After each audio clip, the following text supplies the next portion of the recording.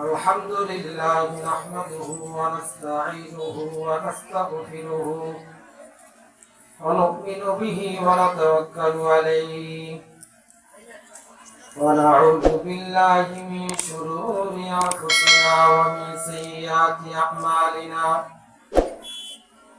من يهده الله فلا مضل له ومن يضلله فلا هادي له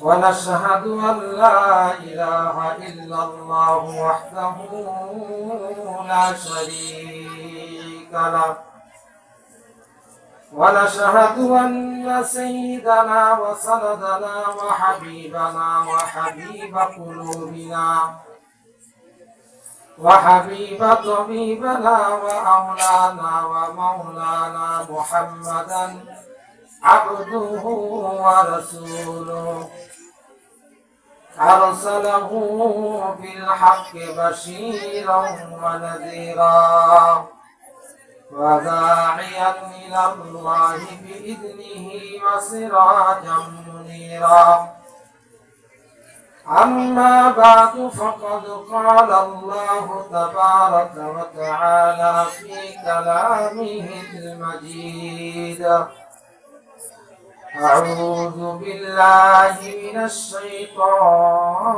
الرجيم بسم الله الرحمن الرحيم سبحان الذي يسرى بعبده ليلا من المسجد الحرام إلى المسجد الأقصى الذي باركنا حوله لنريه من آياتنا إنه هو السميع البصير إن الله وملائكته يصلون على النبي يا أيها الذين آمنوا صلوا عليه وسلموا تسليما সবাই মহব্বতে দরুদ ইব্রাহিম পড়ি اللهم صل على محمد وعلى آل محمد كما صليت على إبراهيم وعلى آل إبراهيم إنك حميد مجيد اللهم بارك على محمد وعلى آل محمد كما باركت على إبراهيم وعلى آل إبراهيم إنك حميد مجيد بلغ العلا بكماله كشف الدجى بجماله حسنت جميع خصاله صلوا عليه وآله رہے میرے مسکن حوالی کعبہ بنے میرے مدفعات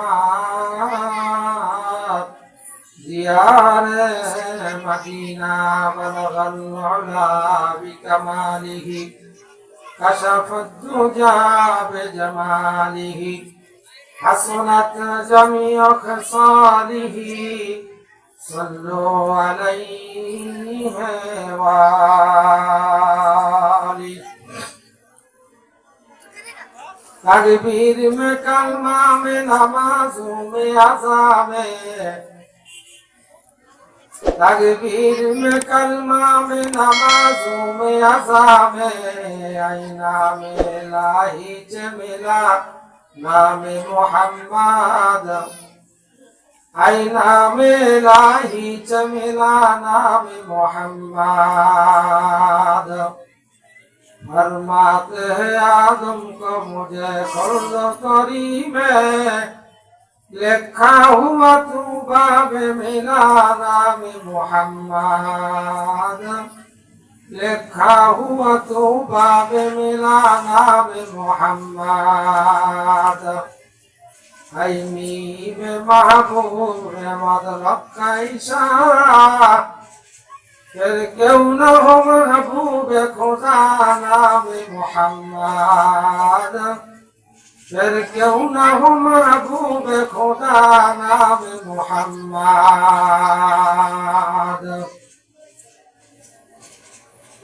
अल्हम्दुलिल्लाह।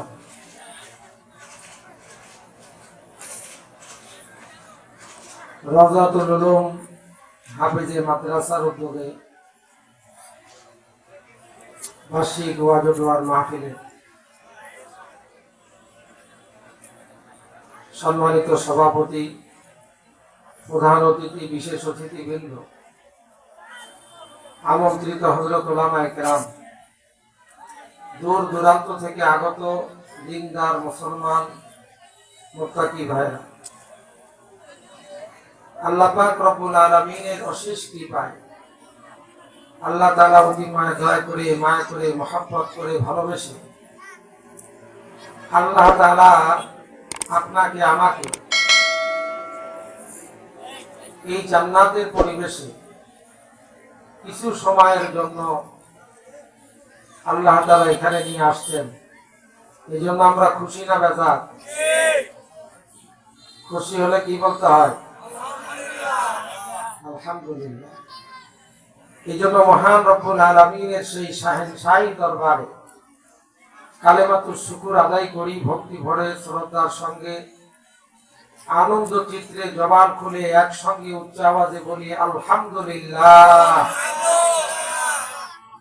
আল্লাহ তাআলা যদি আমাদেরকে নিয়ে না নিয়ে আসতেন তাহলে আমি আপনি আসতে পারতাম না। আল্লাহ পাক রব্বুল আলামিন আপনাকে আমাকে আসার বসার তৌফিক দান করেছে। অনেক ভাইরা মাহফিলের আশেপাশে ঘোরাঘুরি করতেছে, কিন্তু তাদেরকে আল্লাহ পাক রব্বুল আলামিন মাহফিলের প্যান্ডেলের মধ্যে আসার তৌফিক দান করে নাই। আল্লাহ পাক রব্বুল আলামিন আমাকে আপনাকে আসার তৌফিক দান করেছে। এটা আল্লাহ পাক রব্বুল আলামিনের খাস একটা নিয়ামত। এই জন্য আল্লাহ তাআলার নিয়ামত যেহেতু আমরা পাইছি, আবারও আল্লাহ তাআলার নিয়ামত পাওয়ার জন্য শুকরিয়া আদায় করি আলহামদুলিল্লাহ। সবাইকে আল্লাহ তাআলা নিয়ামত দান করে না। যে নিয়ামত চায় আল্লাহ তাআলা তাকে নিয়ামত দান করে। কি ভাই, ঠিক না? যে নিয়ামত চায় না আল্লাহ তাআলা তাকে নিয়ামত দেন না। সামনে থেকেও সে মাহরুম হয়। যেরকম আল্লাহর নবী জনাবে রাসূলুল্লাহ সাল্লাল্লাহু আলাইহি ওয়াসাল্লামকে যারা ঈমান অবস্থায় দেখছেন তাদের নাম কি? সাহাবা। রাসূল সাল্লাল্লাহু আলাইহি ওয়াসাল্লামকে তো অনেকেই দেখছেন। যেরকম আপনারা আমরা সবাই একজনের নাম জানি। এর বাড়িটা ছিল আল্লাহ রাসূলের বাড়ির একবারই সামনাসামনি। এর নাম কি বলেন তো? আবু জাহেল। নাম কি? আবু জাহেল। এর বাড়িটা নবীর বাড়ির একবারে সম্মুখে, কিন্তু নবীর বাড়ির সম্মুখে হওয়ার পরেও সে আল্লাহ রাসূলের উপরে ঈমান আনতে পারেন নাই। কিন্তু দেখা গেছে দূর দূরান্ত থেকে, রোম পারস্য থেকে অনেকে আয়েশা আল্লাহ রাসূলের কাছে ঈমান গ্রহণ করছেন। এই জন্য অনেকে কাছে থেকেও দূরে হয়, আবার অনেকে দূরে থেকেও কাছে হয়। এই জন্য প্রিয় ভাইরা আমার, যারা মাহফিলের প্যান্ডেলের মধ্যে ঢোকে নাই, ওনারা হয়তো বা বুঝতেছেন মাহফিলের প্যান্ডেলে ঢুকলে কি হবে। বাহির থেকে তো বয়ান শোনা যায়, বাহির থেকে বয়ান শোনা আর মাহফিলের প্যান্ডেলের ভিতরে ঢুকে বয়ান শোনা অনেক ডিফারেন্স। নিয়ামতের মধ্যে অনেক ডিফারেন্স। যাই হোক, আমি ওদিকে আলোচনা যাব না। আমি অনুরোধ করব আমার প্রিয় ভাইদেরকে, তারা যেন মাহফিলের প্যান্ডেলের ভিতরে প্রবেশ করে। আর আপনাদের সামনে, যার সামনে যতটুকু জায়গা আছে, একটু কদম দিয়ে সামনের দিকে পুরা করে বসেন। সামনের দিকে যার যতটুকু জায়গা আছে। আর এই ছোট বাচ্চাদেরকে, মাদ্রাসার তলাবাদেরকে একটু ফাঁকে ফাঁকে নিয়ে নেন, এরা যেন ভয়ানক ডিস্টার্ব না করে। বাবা তোমরা সুন্দর করে বসো, যার যার সামনে জায়গাটুকু একটু পুরা করে বসো। আল্লাহ তাআলা আমাদেরকে এই শোনা এবং বলার মধ্যে যেন বারাকা দান করে, বলেন আমিন। আমি কোরআনুল কারীম থেকে একটি আয়াত তেলাওয়াত করেছি। সুবহানাল্লাযী ইসরা বিআবদিহি লাইলাম মিনাল মাসজিদিল হারাম ইলাল মাসজিদিল আকসাল্লাযী বারাকনা হাওলাহু লিনুরিয়াহু মিন আয়াতিনা ইন্নাহু হুয়াস সামিউল বাসীর। আল্লাহ তাআলা বলেন সুবহান, আল্লাহ পবিত্র। আল্লাহ কি পবিত্র? আমি আপনি যদি পবিত্র স্লোগান দেই তাহলে কি আল্লাহ পবিত্র? আল্লাহকে আমরা বললেও পবিত্র, না বললেও আল্লাহ পবিত্র, বলেন না সুবহানাল্লাহ। এমন আল্লাহ। তাহলে আল্লাহ তাআলা সুবহান বললেন কেন? সুবহান কেন বললেন? এটা সামনের দিকে আলোচনার মধ্যে আপনারা পেয়ে যাবেন। এই মাসটা চলতেছে রজব মাস। কি মাস? রজব মাস। আমরা একটা দোয়া পড়ে নিই, আল্লাহুম্মা বারিক লানা ফি রজব ওয়া শাবান ওয়া বাল্লিগনা রমাদান। হে আল্লাহ, আপনি আমাদেরকে রজব এবং শাবান মাসে বারাকা দান করেন। আল্লাহ, আপনি আমাদেরকে হায়াত বৃদ্ধি করে দেন, বলেন আমিন। যেন আমরা রমজান পর্যন্ত পৌঁছতে পারি, বলেন আমিন। রজবের পরে হলো শাবান, শাবানের পরে হলো রমাদান। রমাদান অনেক বরকতপূর্ণ মাস। এজন্য নবী আলাইহিস সালাতু ওয়াস সালাম এই রজব মাস থেকেই বেশি বেশি করে দোয়া করতেন, আল্লাহুম্মা বারিক লানা ফি রজব ওয়া শাবান ওয়া বাল্লিগনা রমাদান।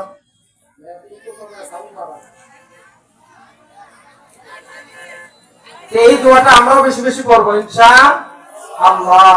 আল্লাহ আমাদের সবাইকে তৌফিক দান করুন, বলেন আমিন। এই রজব মাসের 26 তারিখ দিবাগত রাত্রিবেলা একটা ঐতিহ্যবাহী ঘটনা, যেটা আমরা সবাই মোটামুটি জানি।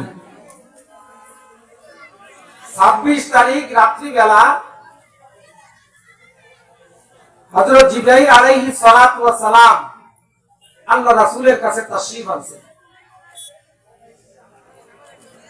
তার আগে হযরত জিবরাইল আলাইহিস সালাতু ওয়াস সালাম আল্লাহ রাসূলকে সংবাদ প্রদান করেছিলেন। কেন সংবাদ প্রদান করলেন? মক্কার কাফেররা আল্লাহ রাসূলকে খতম করার জন্য, শেষ করার জন্য একটা পরিকল্পনা করেছিলেন। এই পরিকল্পনা যখন কাফেররা করল, আল্লাহ পাক রব্বুল আলামিন হযরত জিবরাইল আলাইহিস সালাতু ওয়াস সালামের মাধ্যমে, জিবরাইল আলাইহিস সালাতু ওয়াস সালাম ছিলেন বার্তাবাহক, আল্লাহ তাআলার পক্ষ থেকে আল্লাহ রাসূলের কাছে এই কথাবার্তাগুলো নিয়ে আসতেন।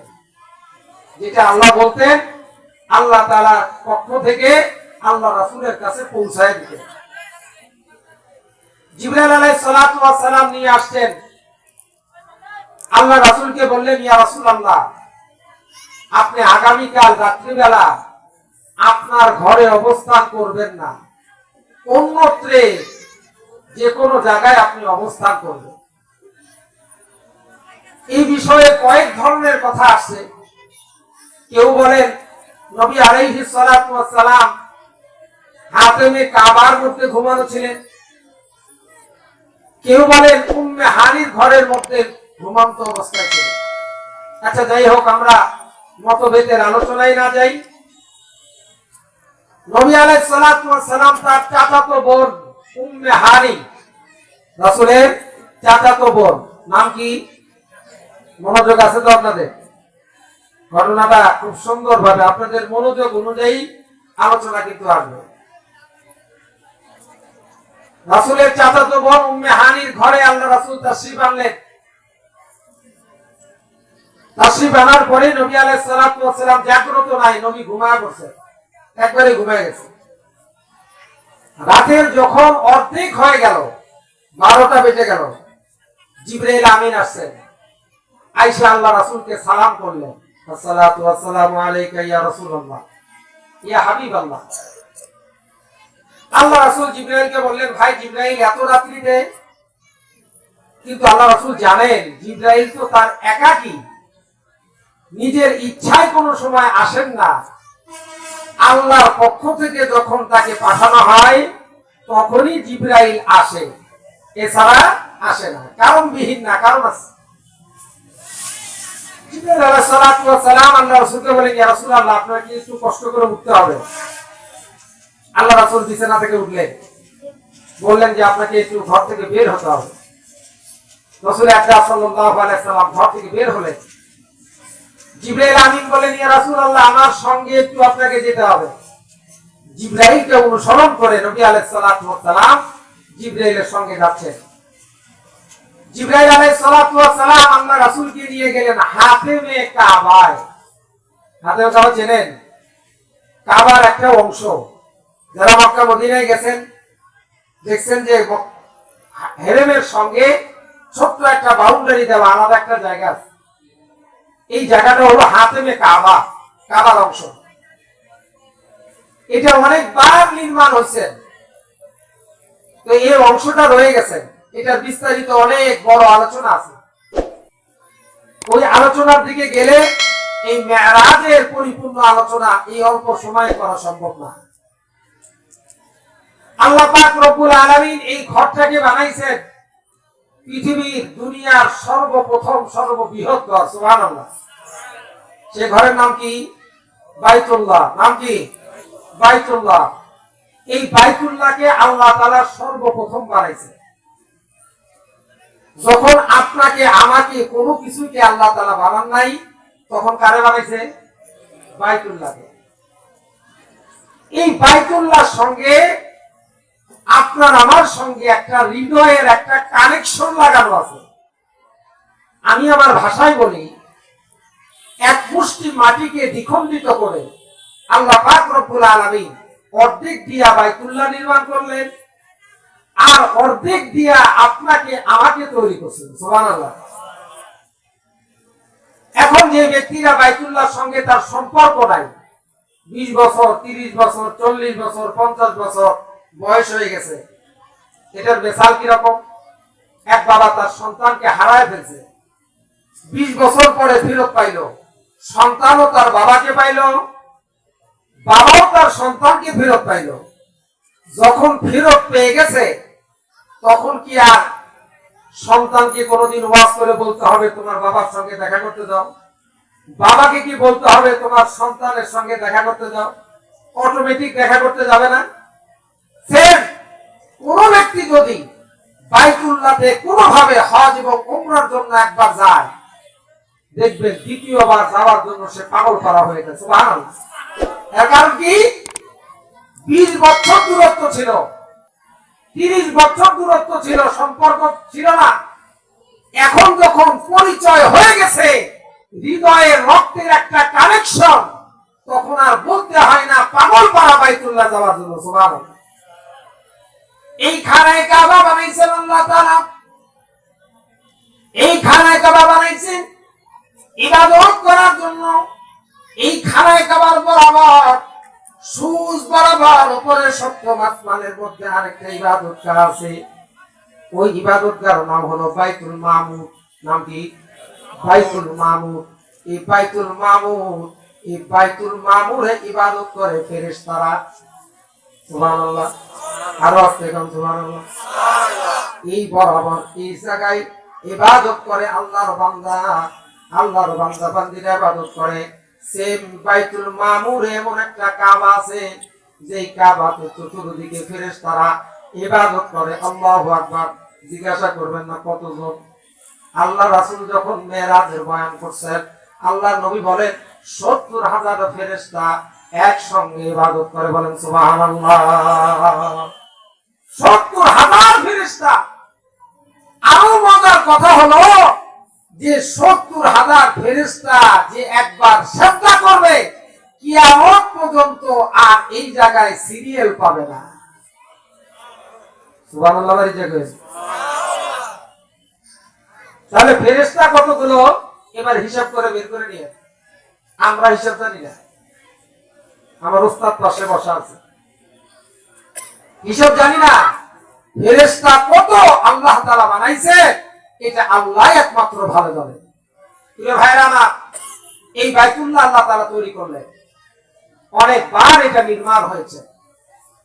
তাহলে হাতেমে কাবাতে নবী আলাইহিস সালাতু ওয়াস সালামকে নিয়ে আসছেন। হাতেমে কাবাতে নিয়ে আসার পরে আল্লাহ রাসূলকে হযরত জিবরাইল আমিন, আমি সহজভাবে বলতেছি যেন আপনাদের এটা সহজ বুঝতে সহজ হয়। আরো অনেক কঠিন ভাবে আলোচনা আছে, কিন্তু না, আমি সহজ ভাবে বলার চেষ্টা করবো ইনশাআল্লাহ। শুনবেন তো সবাই? আল্লাহ কবুল করে বলেন আমিন। আল্লাহ রাসূলকে হাতেমে কাবায় নিয়ে আসা হলো। হযরত জিবরাইল আলাইহিস সালাতু ওয়াস সালাম আল্লাহ রাসূলকে বললেন, ইয়া রাসূলুল্লাহ, ইয়া হাবিবাল্লাহ, আপনাকে একটু চিত হয়ে শুয়ে যেতে হবে। নবী আলাইহিস সালাতু ওয়াস সালাম জিবরাইলকে অনুসরণ করে চিত হয়ে শুয়ে গেলেন। আল্লাহর নবী জনাব রাসূলুল্লাহ সাল্লাল্লাহু আলাইহি সাল্লাম যখন শুয়ে পড়লেন, জিবরাইল আলাইহিস সালাতু ওয়াস সালাম তার আঙ্গুলি দিয়া আল্লাহ রাসূলের বক্ষ বিতরণ করলেন, যেটাকে সিনা চাক বলা হয়।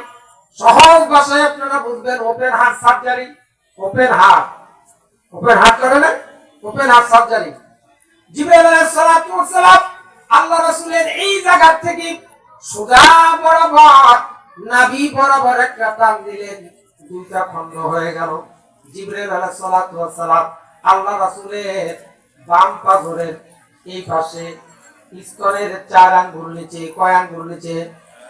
স্তনের 4 আঙ্গুল নিচে এই জায়গার মধ্যে খাল আছে, যাকে আমরা হার্ট বলি, হৃদপিণ্ড বলি। কি বলি? এটা হলো রাজধানী, দেহের রাজধানী। দেহের রাজধানীর নাম কি? কাল। দেহের রাজধানীর নাম কি? বাংলাদেশের রাজধানীর নাম কি? জোরে বলে। দেহের রাজধানীর নাম কি?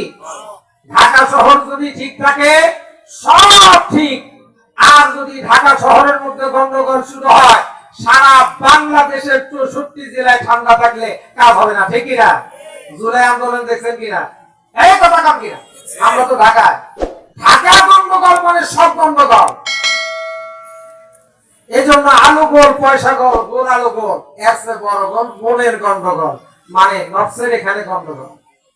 এখানে যদি গন্ডগোল হয় সব জায়গায় এফেক্টেড হয়ে যাবে, সব জায়গায় গন্ডগোল তৈরি হবে। আর যদি দেহের রাজধানী ঠিক থাকে, মাথা থেকে পা পর্যন্ত সব জায়গায় ঠিক থাকবে, ঠিক কিনা? আল্লাহ নবী শুয়ে পড়লেন, ওপেন হার্ট সার্জারি করা হলো। কিন্তু কেমন ওপেন হার্ট সার্জারি? যে সার্জারির মধ্যে কোনো রক্ত নাই, কোনো কষ্ট নাই, শিরাই নাই, কোনো কিছু নাই। জিবরাইল আলাইহিস সালাতু ওয়াস সালাম হাত ঢুকা দিয়া হাতটা বের করলেন, বের করে কিতাবে লেখেন জমজম পানি দ্বারা ফেরেশতারা রেডি ছিল। আবার কেউ কেউ লেখে জান্নাতের পানি দিয়া। আল্লাহু আকবার, আল্লাহু আকবার। আল্লাহ রাসূলের হাতটাকে পরিষ্কার করা হলো, দ্রুত করা হলো। দ্রুত করার পরে নবী আলাইহিস সালাতু ওয়াস সালামের আবার জায়গা অনুযায়ী সুন্দর করে এই হাতটাকে রেখে দেওয়া হলো, লাগায়া দিল। আবার আঙ্গুল দিয়ে একটা দুই দিকে এরকম ভাবে যখন চাপ মারলেন জিবরাইল, হাতটা লেগে গেল। এটা প্রমাণ এখন বিজ্ঞান করছে। আগের মানুষ তো বিশ্বাস করতো না। এখন প্লাস্টিক সার্জারি হয় কিনা? হ্যাঁ, কসমেটিক সার্জারি হয় কিনা? এই কথা বলেন না কেন? এই কসমেটিক সার্জারি আল্লাহ রাসূলের এই বক্ষ বিতরণ থেকে শিরাবিহীন কেমনে কিভাবে নবীর সিনা চাপ করা হলো এবং চাপ দিয়ে যে লাগায় দিল, এখান থেকে জাস্টিফাই করে বিজ্ঞান গবেষণা করে বের করলো শিরাবিহীন কসমেটিক সার্জারি করা যায়, বলে ঠিক কিনা? এর মানে এটা তো 1450 বছর আগেই করা হয়েছে। তোমাদের ব্যাপারগিরি কোথায়? 1450 বছর আগে কসমেটিক সার্জারি আছে, এখন তোমরা তালাশ করে বের করছো। কথা বলেন ঠিক কিনা? তাহলে আমরা কি পেলাম? নবী আলাইহিস সালাতু ওয়াস সালামের বক্ষ বিতরণ শেষ। এবার আল্লাহ রাসূলকে উঠতে বলা হলো। রাসূল উঠলেন। পাশে দাঁড়ানো 4 পাওয়ালা একটা জন্তু, নাম হলো বোরাক। নাম কি? বোরাক। বারকুল থেকে বোরাক। বোরাকের গতি ছিল বিদ্যুতের গতি। বোরাকের গতি বিদ্যুতের আর কি গতি? বিদ্যুৎ আমাদের যে বিদ্যুৎ চলতেছে, এই বিদ্যুৎ 1,86,000 মাইল বর্গ মাইল সেকেন্ডে চলে। 1,86,000 মাইল সেকেন্ডে তার গতি। এই যে বিদ্যুৎ যে দেখতেছেন, 1,86,000 মাইল দূরে তার দিয়ে একটা লাইট ফিট করে রাখবেন, এখান থেকে সুইচ দিতে দেরি, লাইটটা জ্বলতে দেরি করবে না। কিন্তু বোরাকের গতি কি ছিল? বোরাকের গতি ছিল তার দৃষ্টির সীমা রাখা, যেখানে শেষ ওখানে তার প্রথম কদম। সুবহানাল্লাহ, সুবহানাল্লাহ। এই বোরাকে জান্নাত থেকে বোরাকটা সজ্জিত করে আনা হয়েছে। এত সুন্দর করে বোরাককে সাজাইছে, এত সুন্দর করে বোরাককে সাজানো হয়েছে, বোরাক সজ্জিত করে রাখছেন। আল্লাহ রাসূলকে জিবরাইল আমিন জমজমের পানি দ্বারা ওযু করাইলেন, ওযু করলেন নবী। এবার বললেন, ইয়া রাসূলুল্লাহ, আপনি তাশরিফ নেন বোরাকের মধ্যে, আল্লাহ তাআলা মেহমানের জন্য আপনাকে নিয়ে যাব। আল্লাহ অপেক্ষমান, বলেন না সুবহানাল্লাহ। আল্লাহ তাআলা আপনার জন্য ইন্তজার করতেছেন, অপেক্ষা করতেছেন। আল্লাহ নবী যখন বোরাকের পাশে গেলেন, বোরাক এবার থরথর করে কাঁপতেছে। হযরত জিবরাইল আলাইহিস সালাতু ওয়াস সালাম বোরাককে ধমক দিলেন, বোরাক জানোস নাকি কে তোর উপরে আরোহণ করবে? জানোস নাকি? আকাই নামদা তাজদারে মদিনা মুহাম্মদুর রাসূলুল্লাহ সাল্লাল্লাহু আলাইহি সাল্লাম, যারে না বানাইলে কিছুই বানাইতো না, এমন একজন তোর পিঠে আরোহণ করবে। বোরাকের জবান খুলে যায়, বোরাক বলে, ইয়া রাসূলুল্লাহ, ইয়া হাবিবাল্লাহ, আল্লাহর নবী গো, আমি তো ভয়ে কাঁপতেছি যে আপনার ভিতরে আল্লাহর কালাম আছে। আল্লাহর কালাম এত দামি, এত পূর্ণ, এই কালামকে বহন করার জন্য পাহাড় পর্বত, খাল বিল, নদ নদী সবকিছু স্যালেন্ডার ঘোষণা করছে। নবী গো, আপনাকে নিয়ে আমার আবার কোনো বেয়াদবি হয়ে যায় কিনা? ইয়া রাসূলুল্লাহ, আরেকটা আরজু আপনার কাছে, নবী, কাল কিয়ামতের ময়দানে আমি আপনার সঙ্গে জান্নাতে থাকতে চাই। সুবহানাল্লাহ।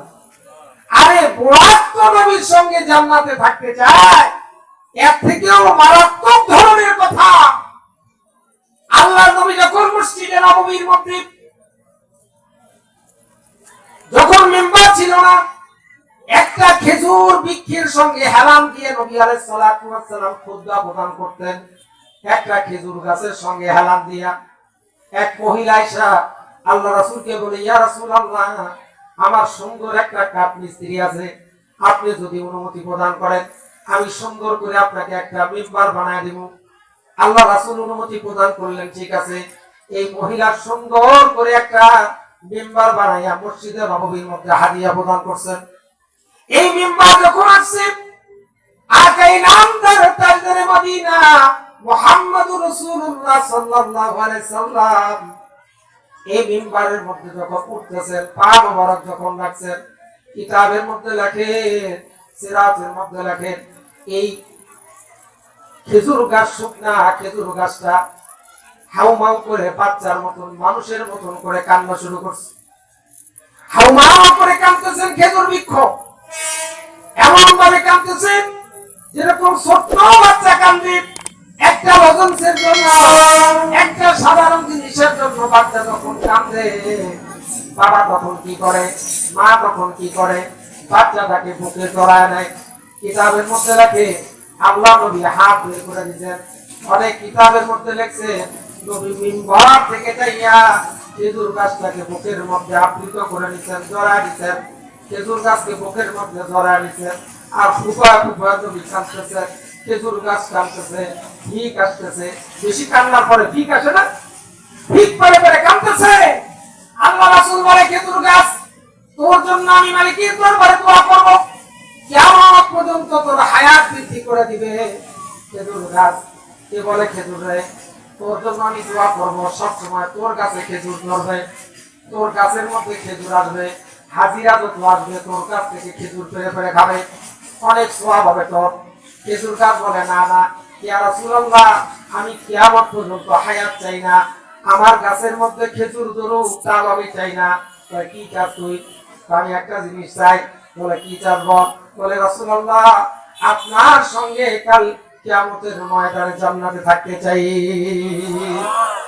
ইমামুল আউয়ালিনা আখিরিন বারসাদগা রাহমাতাল লিল আলামিন।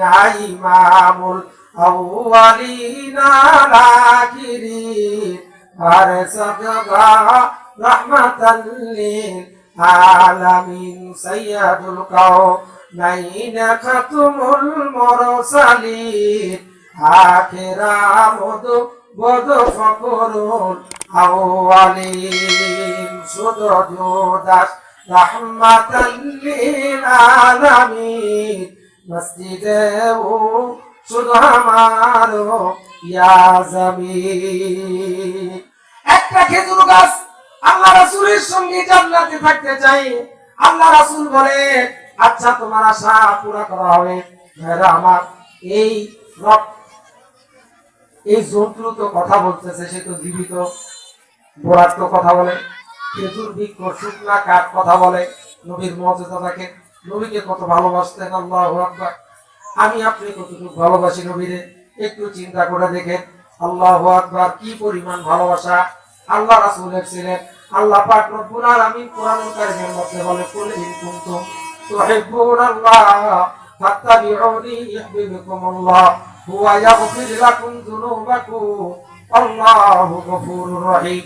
হে মুমিন বান্দা বান্দীরা, তোমরা যদি আমাকে ভালোবাসতে চাও তাহলে আমার রাসূলকে ভালোবাসো, আমার রাসূলকে মহব্বত করো। যদি আমার রাসূলকে মহব্বত করতে পারো অবশ্যই তুমি আমাকে পেয়ে যাইবা। নবীকে মহব্বত করার অর্থ কি? নবীকে মহব্বত করার অর্থ শুধু জিলাপি খাউন নেই নবী সালাম আলাইকা না। নবীকে মহব্বত করার অর্থ হলো মান আহাব্বা সুন্নতি ফাকাদ আহাব্বানি ওয়া মান আহাব্বানি কানা মাই ফিল জান্নাহ।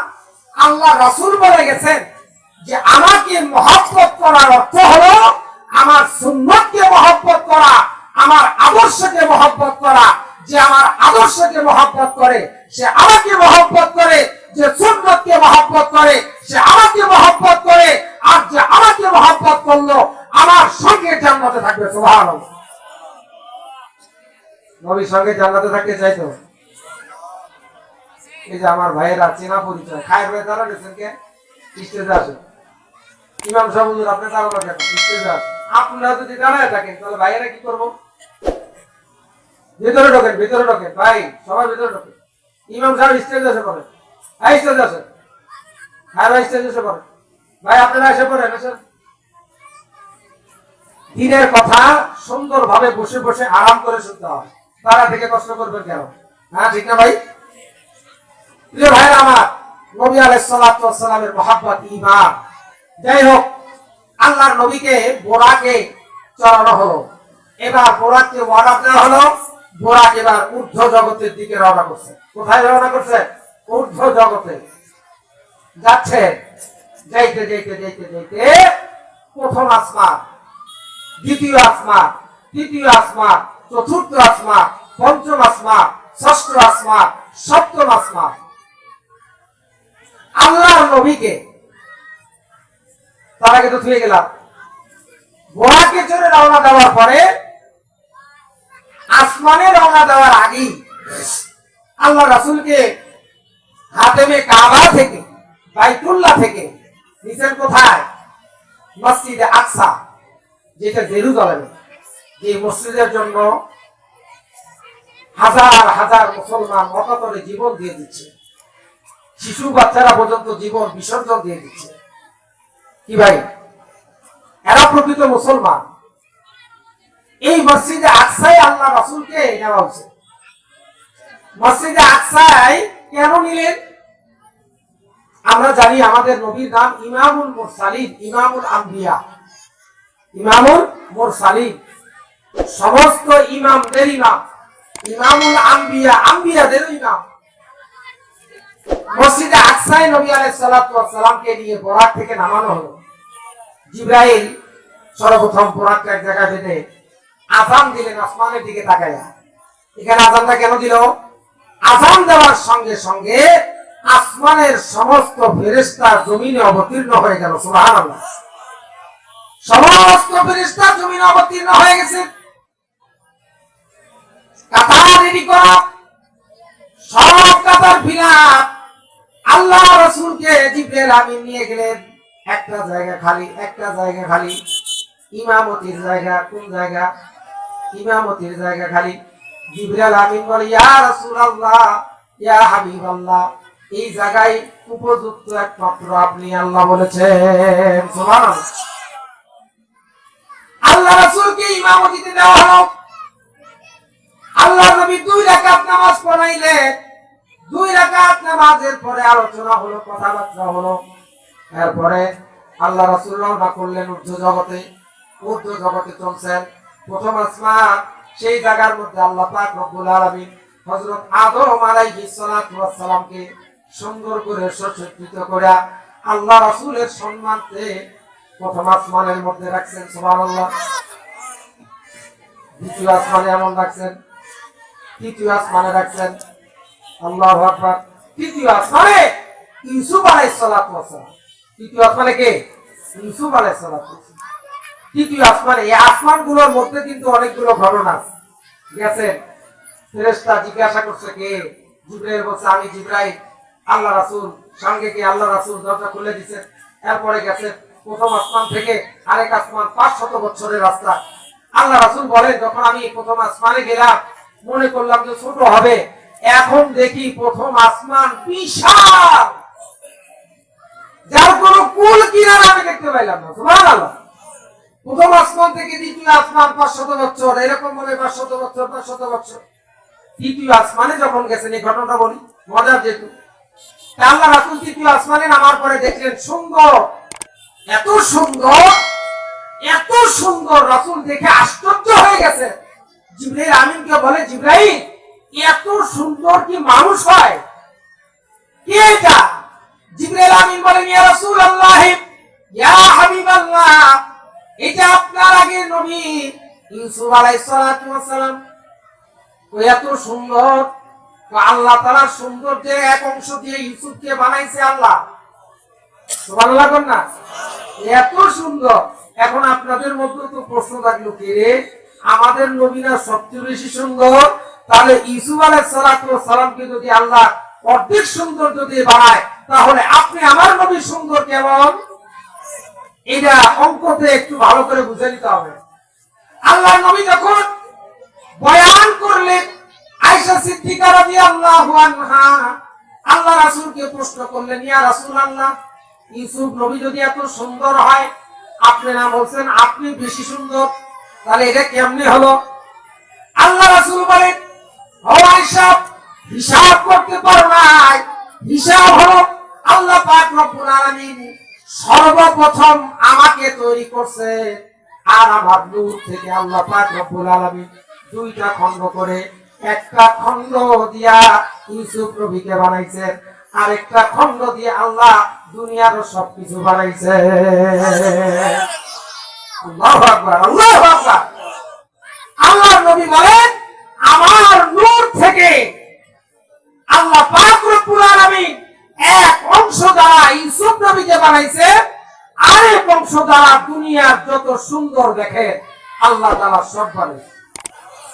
তার মধ্যে কিন্তু আমরা বেশি সুন্দর, ময়ূর বেশি সুন্দর না। চিড়িয়াখানাতে গেলে হরিণটা কত সুন্দর, ময়ূরটা কত সুন্দর, এই পাখিটা কত সুন্দর। হরিণ তো আরে ব্যাককলের গোষ্ঠী, তোরা যে আমারে সুন্দর পাও, আমার সুন্দরের তো দলিল নাই, তোমাদের সুন্দরের দলিল আছে। সুবহানাল্লাহ। আল্লাহ কয়, আহসানি তাকুল, হে মানুষ, তোদেরকে আমি সুন্দর করে বানাইছি। সুবহানাল্লাহ। আমাদের মতন সুন্দর করে আল্লাহ অন্য কোন মাখলুক বানায় না। এই সৌন্দর্য তখন থাকবে তখন আল্লাহ এবং আল্লাহ রাসূলের তরিকা মোতাবেক আপনি আমি জীবন যাপন করব। ওই তরিকা মোতাবেক যখন চলব, তখন আমার পরিপূর্ণ সৌন্দর্য রূপটা প্রকাশ পাবে। প্রিয় ভাইরা আমার, আলোচনা অনেক লম্বা, সময় একমাত্র কম 1 ঘন্টা মাত্র, সম্ভব না। আল্লাহ নবী আকাই নামদার তাজদারে মদিনা বলেন, আয়েশা, তোমার হিসাবে ভুল হয়েছে, হিসাবটা এমন করে করতে হবে, আমার নূর থেকে এক অংশ দিয়া ইউসুফ নবীকে বানাইছে, আরেক অংশ দিয়া দুনিয়ার সব কিছু বানাইছে আল্লাহ। দুইটা মিলে একত্রিত করলে যে সৌন্দর্য হয়, ওই সৌন্দর্য দিয়া আল্লাহ আমাকে বানাইছে, আল্লাহ রাসূলকে বানাইছে। এত সুন্দর আপনি আমার নবী। আল্লাহ নবী একই নামদার তাজরে মদিনা দ্বিতীয় আসমান থেকে ইউসুফ নবীর সঙ্গে সাক্ষাৎ করে মোলাকাত করে রওনা দিলেন চতুর্থ, পঞ্চম, ষষ্ঠ, সপ্তম আসমান। সপ্তম আসমানে সিদরাতুল মুনতাহা, সিদরাতুল মুনতাহা। এই সিদরাতুল মুনতাহায় গেলেন। এখানে একটা বড়ই গাছ আছে। আল্লাহ রাসূল বর্ণনা করলেন এই জায়গার বড়ইগুলো অনেক বড় বড়, মটকার মতো, খাইতে মনে যায়, অনেকের জিভে রস এসে গেছে। যখন রাসূল বয়ান করতেছিলেন, আল্লাহ রাসূলকে সাহাবায়ে কেরাম বলেন, ইয়া রাসূলুল্লাহ, এত বড় বড় বড়ই এগুলো আমরা খাবো কেমনে, এত ছোট মুখ দিয়া? আল্লাহ রাসূল বলে, তখন তোমার মুখটা অত বড় হবে। সুবহানাল্লাহ, খাইবেন তো? আর এই বড়ই গাছের পাতাগুলো হাতির কানের মতন বড় বড়। এই সিদরাতুল মুনতাহায় নবী আলাইহিস সালাতু ওয়াস সালাম, এখানে একটা কওল আছে যে এই বোরাক আসমানের একটা সীমা রেখা পর্যন্তই শেষ হয়ে গেছে, আবার কেউ বলেন সিদরাতুল মুনতাহা পর্যন্ত গেছে। এরপরে আলাদা একটা বাহন, যেটার কোনো বর্ণনা কেউ বলতে পারে না, আসমান থেকে একটা বহন আসছে, যেটা কিরকম এটা আল্লাহ পাক ভালো জানে। আল্লাহ রাসূলকে জিবরাইল আমিন বললেন, ইয়া রাসূলুল্লাহ, আপনি এবার ওঠেন, আমি এবার ভাগি। বলে, কেন, তুমি আমার সঙ্গে যাইবে না? জিবরাইল আমিন বলে, ইয়া রাসূলুল্লাহ, আমি যদি এখন একটা কদম সামনে বাড়ি, কয়টা কদম? আগারে কি শর্মান বাচ্চা ফরাম হরুকে তাজাল্লি বজুরাত ফরাম। ও জিবরাইল ডাকতে বলে, ইয়া রাসূলুল্লাহ, ইয়া হাবিবাল্লাহ, আর একটা কদম যদি আমি সামনে বাড়ি, আল্লাহর নবী গো, আমার 600 ডানা সব পুড়ে ছারখার হয়ে যাবে। আল্লাহ তাআলার নূরের তাজাল্লিতে সব পুড়ে ছারখার হয়ে যাবে। সুবহানাল্লাহ। আমি আর এক কদম যাইতে পারবো না, যে জায়গায় ফেরেশতা যাইতে পারে না, ফেরেশতাদের লাশ স্টেশন, ওখান থেকে আল্লাহর নবীকে নিয়ে রওনা করলেন। আধ্যাত্মিক একটা এরকম ভাবে রাস্তা দ্রুত গতিতে চলতেছে ঊর্ধ্ব জগতে। আল্লাহর নবী একাই নামদার তাজদারে মদিনা মুহাম্মদুর রাসূলুল্লাহ সাল্লাল্লাহু আলাইহি সাল্লাম উপরের দিকে গেলেন, আরশ পর্যন্ত পৌঁছে গেলেন। মাঝখানে অনেক ঘটনা, বাদ সময় শেষ হয়ে যাচ্ছে। আরশ মহল্লা যখন নবী আলাইহিস সালাতু ওয়াস সালাম পৌঁছলেন, রাসূল সাল্লাল্লাহু আলাইহি সাল্লাম পূর্বের কথা মনে করলেন যে মুসা আলাইহিস সালাতু ওয়াস সালাম যখন তুর পাহাড়ে আল্লাহ তাআলার সঙ্গে দিদার করতে গিয়েছিলেন, তখন মুসা নবীর পায়ে খড়ম ছিল। মুসা নবী যখন খড়ম পায়ে দিয়ে তুর পাহাড়ে উঠতেছেন, তখন আল্লাহ তাআলা ধমক দিছে, ফাখলান আলাই, এই মুসা জুতা খোলো। সরা হইছে ইতিহাস থেকে।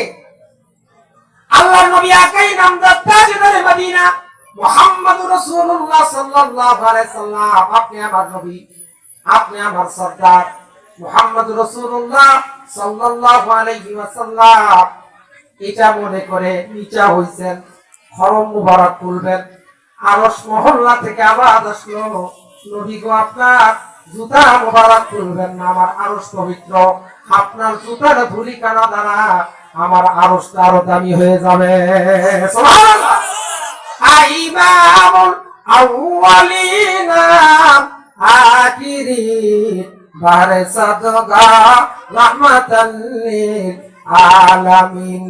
ইমামুল আউয়ালিনা আখিরিন বারে সাদগা রাহমাতাল লিল আলামিন। সাইয়্যিদুল কাওনাইন খাতুমুল মুরসালিন আখিরা বদ ফকরুন আউয়ালিন সুদুদাস রাহমাতাল লিল আলামিন। মসজিদে ও শুধু আমারু ইয়া জামিন। এই নবীর উম্মত যদি আল্লাহ পাক রব্বুল আলামিনের দরবারে হাত উঠায়, আল্লাহ পাক রব্বুল আলামিন বলে, বান্দা এ বান্দা বান্দী শুনে রাখ, হাত উঠানোর পরে তোর চোখের পানি নাকে জগা আসা লাগি আমি আল্লাহ তোর জিন্দেগি সমস্ত গুনাহ খাতাগুলো মাফ করে দিই। আতে নাফি আরে দুনিয়া না হাসান, আতে নাফি দারে রকবা না হাসান ইয়াগিয়াসাল মুস্তাগিসিনা দিনা লাফখারা বিল উলুমে ওয়াল গিনা কাদের কুদো রতদারি বার কামাল আনতা রাবি আনতা হাসবি জুল জালাল। তুই কাদের জলিলুল্লাহ জাহাদা বাহর হালে तू ही मेरा निगाहदार या इलाही मुझसे मुझको दूर का ताकि देखो मुझ में तुझको एक नजर या इलाही तू मेरा माबूद है या इलाही तू मेरा माशूक है। प्रिय भाई আমার এমন নবীর উম্মত আল্লাহ বানাইছে, এই জন্য নিজের মধ্যে একটা গর্ব আনা দরকার। আল্লাহ পাক রব্বুল আলামিন দরখাস্ত বিহীন এমন একজন নবীর উম্মত বানাইলে যে উম্মতের এত দাম এত দাম, এই নবীর এত দাম, উম্মতের এত দাম। এই জন্য ভাইরা আমার নবীর আদর্শ যদি আপনি আমার শরীরের মধ্যে লাগাই দিই, ওই শরীরটা দামি হয়ে যাবে। জিন্দেগির মধ্যে যদি নবীর আদর্শ লাগা, ওই জিন্দেগি দামি হয়ে যাবে। রাষ্ট্রের মধ্যে যদি আল্লাহ রাসূলের আদর্শ ফিট করা যায়, এই রাষ্ট্র দামি হয়ে যাবে। যে সমাজের মধ্যে নবীর আদর্শ ফিট করা যাবে, সমাজ দামি হয়ে যাবে। এই জন্য তাকে দেখেন ছোট্ট ছোট্ট একটা বাচ্চা সে যখন এই দুষ্কর্মী অবস্থায় মাদ্রাসায় চলে যায়, সেরকম মাথার মধ্যে পাখি লাগায়, মাথার মধ্যে টুপি লাগায়, একটা সাধারণ মানুষ দেখেও কিন্তু করে আদর করে কি করে না। এই জন্য নবীর আদর্শ যে জায়গার মধ্যে ফিট করবে, নবীর আদর্শ যে জায়গায় লাগাইবে, ওই জায়গায় দামি হয়ে যাবে। এই ছোট্ট তলাবাগুলোর দিকে তাকায় দেখেন, এই ছোট্ট তলাবার দিকে তাকাইলে এর মতন কত সুন্দর সুন্দর বাচ্চা যায়, এদেরকে ডাক দিয়ে কেউ কোলে নেয় না। এমন একটা বাচ্চারে যে কেউ মানুষ ডাক দিয়ে কিন্তু কোলে নেয়, ঠিক না? এই জন্য নবীর আদর্শওয়ালা উম্মত হতে হবে, নবীর আদর্শওয়ালা উম্মত হতে হবে। যেই নবীকে আল্লাহ পাক রব্বুল আলামিন এই জমিনে নয় আসমানে নিয়া আরশে আজিমে নিয়া আল্লাহ পাক রব্বুল আলামিন দিদার করাইছেন। কি করাইছেন? দিদার করাইছেন। আল্লাহ রাসূলকে সাহাবায়ে কেরাম জিজ্ঞাসা করছে, ইয়া রাসূলুল্লাহ আপনি কি আল্লাহকে দেখছেন? আল্লাহ রাসূল বলে আমি স্বচক্ষে আল্লাহকে দেখছি। সুবহানাল্লাহ, সুবহানাল্লাহ। আল্লাহ স্বচক্ষে আল্লাহ রাসূল আল্লাহকে দেখছেন। প্রিয় ভাইরা আমার, এরপর থেকে আলোচনা আর সুযোগ নাই, আমাদের হযরত চলে আসছে।